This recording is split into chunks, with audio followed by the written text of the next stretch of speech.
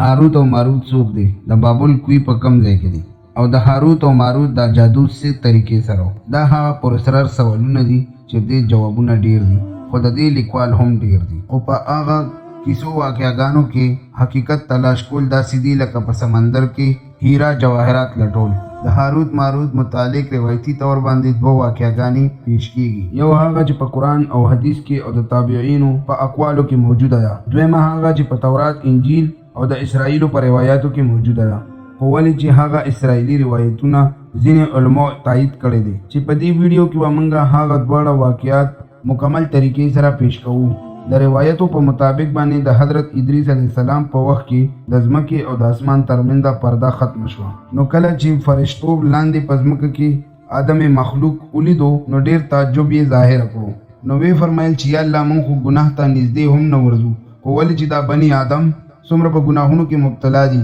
که چېرې موږ د دوی په ځای وي نو موږ به هېڅ چېرې داسې ګناهونو ته نږدې نه ورتلو. الله ورته وفرمایل چې ما انسانانو له یو شهوت او بل غصه ورکړي دي او که چېرې دا شهوت او غصه ما تاسو ته درکړه نو تاسو به هم په داسې قسمه ګناهونو کې مبتلا شئ. چې جواب کې ورته فرشتو وفرمایل چې موږ به هېڅ کله هم داسې نه کوو حد تر دې چې الله تعالی دوی ته اجازت ورکړو. خو دوی په خپل جومات کې دوه ښې بهترینې فرشتې ولټولې چې د دې دواړو فرشتو نومونه هاروت او ماروت او چې الله تعالی په هغه دواړو فرشتو کې انساني فطرت او شهوت واچولو او دنیا ته راولېږل. هغه دواړه فرشتې بابل ښار ته د دوه ښکلي انسانانو په شکل کې راغلي چې په دنیا کې دوی د قاضي په کار باندې مقرر شو او دوی به د بني آدم ترمنځ فیصلې کولې. چې یوه ورځ دوی ته یو ښځې خپله مقدمه راوړه او ورته یې وفرمایل چې زما خاوند ما ډېره زیاته پریشانیه کوي. کله چې هاروت او ماروت دغه ښځه ولیده نو د هغې هغه ښایست کې دواړه فرشتې ډوبې شوې او دوی په دغه ښځه باندې اشکان شو چې دوی دغې ښځې ته د زنا درخواست وکړو. ښځې ورته وویلې چې زه به ستاسو دا حکم ومنم خو چې تاسو دواړه شراب وڅکئ او بوتانو ته سجدې وکړئ او تاسو زما دا خاوند مړ کړئ. چې په دغه ټیم کې هاروت او ماروت شراب یو وړه غوندې ګناه وګڼله او شراب یې وڅکل چې د نشې په حالت کې دوی دوه غټ ګناهونه نور هم وکړه. دغه ښځې د دوی دواړو نه د اسمان ته د خطو طریقه هم زده کړې وه چې په دغې په ذریعه به دا ښځه اسمان ته خطا او کله چې دا اسمان ته وخطا نو الله تعالی د هغې نه یو ستوری جوړ کړو. د دغې ښځې نوم زهرا و ځکه دغه ستوري له نوم هم زهرا کېښودو چې دا ستوری نن سبا په وینس نوم باندې یادېږي. د دغې ګناه په وجه هاروت او ماروت خپل عظیم ټکي هیر کړي وو په کومو ټکو به چې دوی اسمان ته ختل او دوی یې هلته په بابل ښار کې په یو کوی کې دواړه الټا ځوړند کړل د سزا په طور باندې چې په هغه کوی کې به دوی تر قیامته پورې قید وي. چې دا یو اسرائیلی روایت و چې دا امام ابن کثیر او فخر الدین رازی پشته مفسرینو یو کہانی ګڼله او دا یک واقعه یې رد کړې ده چې هم هلته کې د امام سیوطي په شانتې غټ عالمان دا روایت مستند ګڼي. هاروت او ماروت یا د بابل په سلسله کې یو بل روایت ډېر په کثرت سره بیانېږي چې د هغې په مطابق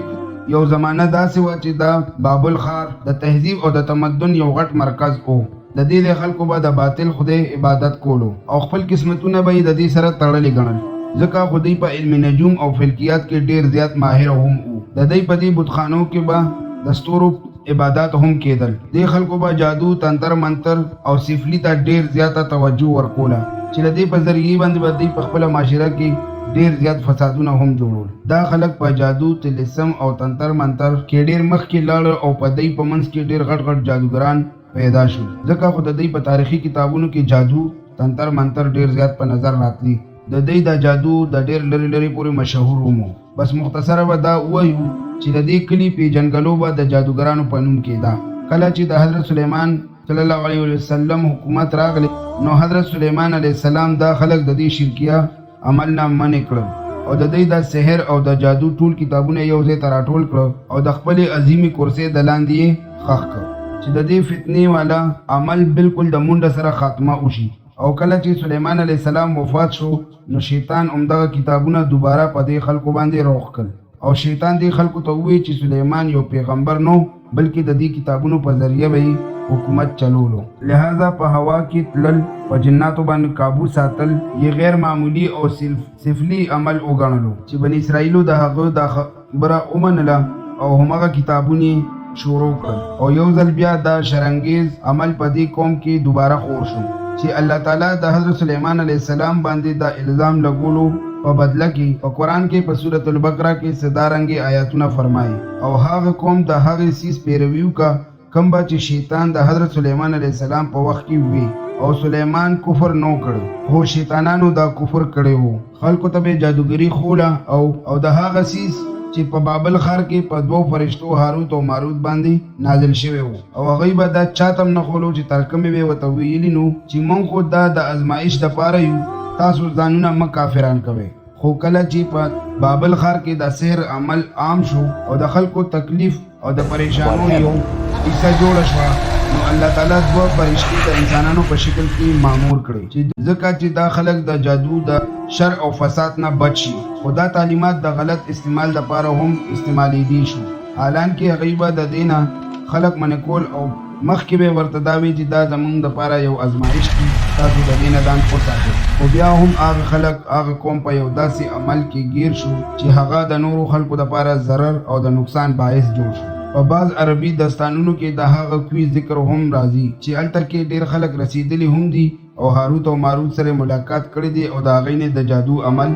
زده کړی هم دی چې په دې کې د بعض مخرخین فرمان هم شته هغوی وایي چې د عراق په ښار هلک شهر کې دلته په دې کندر کې یو ډېر زوړ کوی شته د دلته نه به د بابل سرحدونه شروع کېدل چې دا خلک دا کویان